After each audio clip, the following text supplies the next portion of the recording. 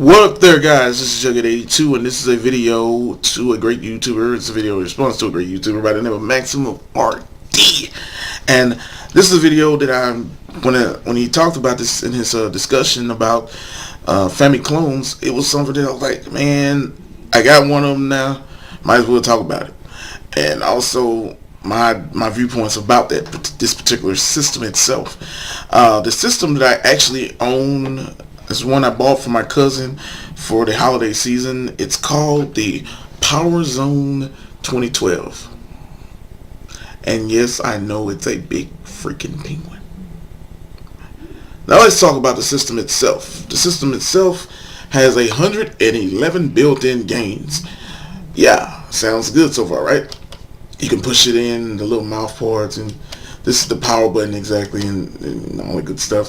It has these different cards here. It has mono sound, it has video, and of course the adapter. And it's light as fuck.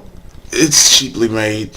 I wholeheartedly agree that these Famiclone systems that they make are really cheaply made. They're not, you know, rugged or tough. And it's like these systems that have been coming out, like the Retro Duo, the Retron 3, all these different systems. You know, they're made from people in Japan or in different areas of that particular region that make these cheaply made systems. Now this system itself comes with controllers, and the controllers themselves,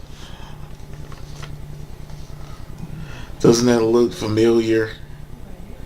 It looks really familiar. Yeah, because it's made just like a PlayStation controller.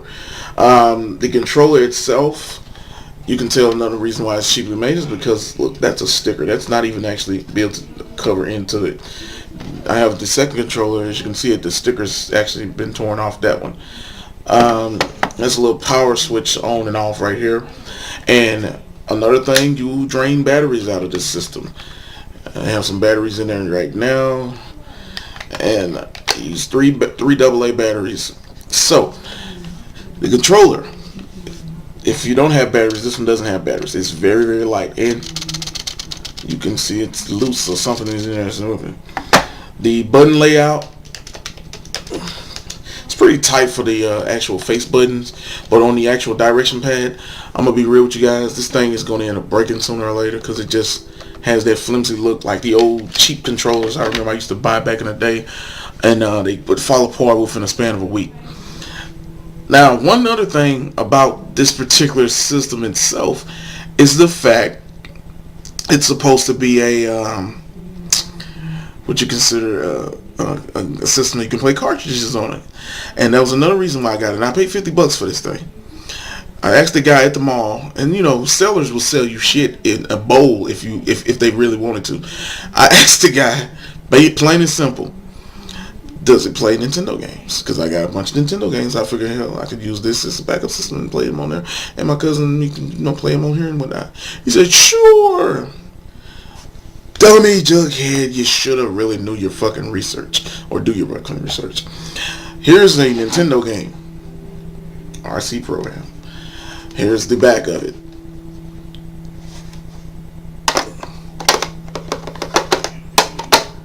Oh, it doesn't fit.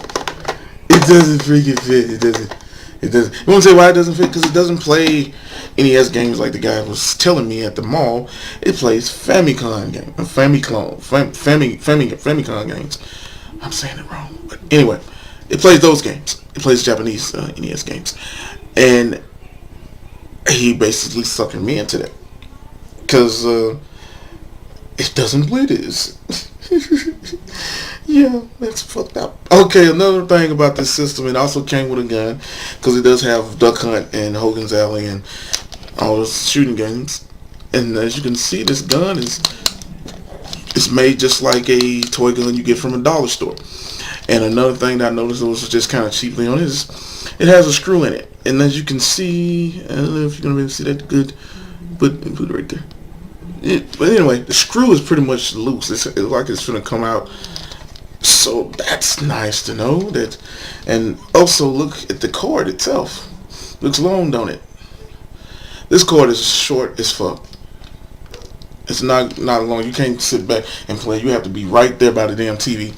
And Another thing that MaximumRD was talking about, the whole light thing with the, when you play games with this, you have to make sure, literally make sure the controller is actually facing somewhere near this little infrared dot.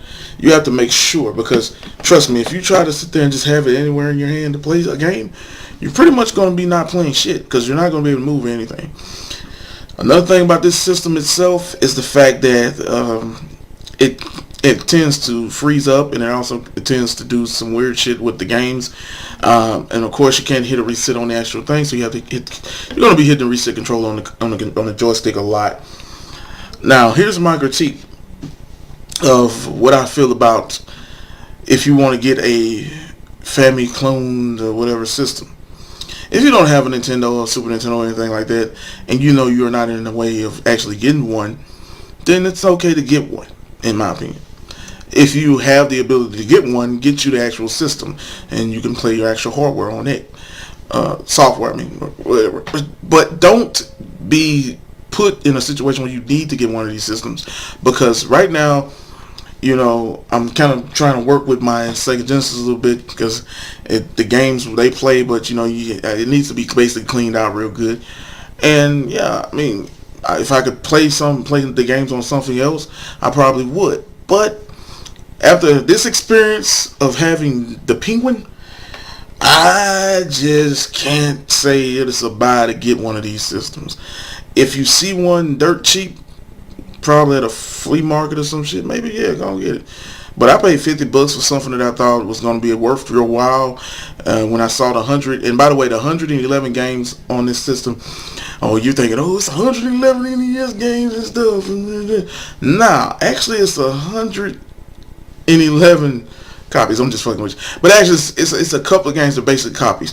Like Super Mario Brothers. You have Super Mario Brothers. And you have another one called Mario's Adventure. And basically, it's Super Mario Brothers, but you start out on level 4.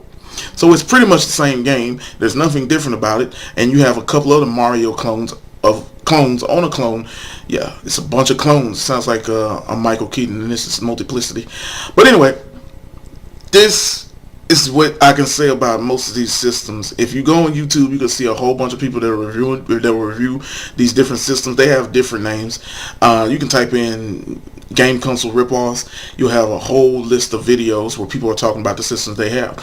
I might do a full review of this system, have it hooked up, and play some games on it, so you guys can see what I mean when it means that there are copies on here. And they also have a couple of games that were not released in the US, so that's kind of nice.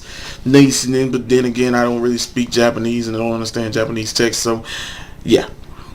But yeah, this has been a video response to a really cool guy, MaximumRD. If you guys don't know who he is, check his channel out. He does topics. He does a whole lot of things in the gaming community. Yeah, he's a really cool guy to know here on TV. Yeah, he also is on TV too. He played on Everybody Hates Raymond, or Everybody Loves Raymond, or I'm Confused, and this video is getting confusing. But anyway, yeah, this is Jughead82 signing off.